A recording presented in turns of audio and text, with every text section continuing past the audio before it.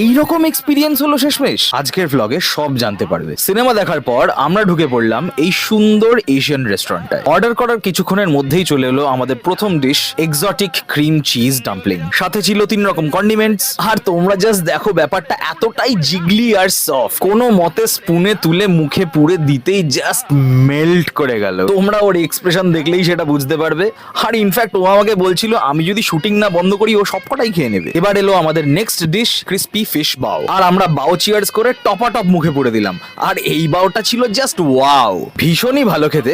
কিন্তু দাঁড়াও, star of the show এখনো বাকি আছে। Presenting crispy chicken maki role.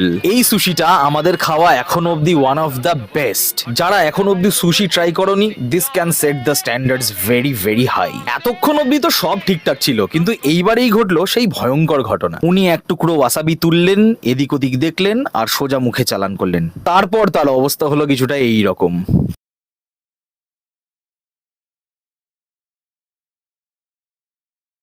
এখানকার ওয়াসাবি এতটাই ঝাঁঝ যে ওইটুকু পরিমাণেই পুরো মাথা নাড়িয়ে দিয়েছে। এই ব্যাপারটাকেই শান্ত করার জন্য নেক্সট অর্ডার চলে এলো chimichurri salmon carrot uramaki roll. এই ডিশটা টেস্ট করার পর আমার ফিডব্যাক,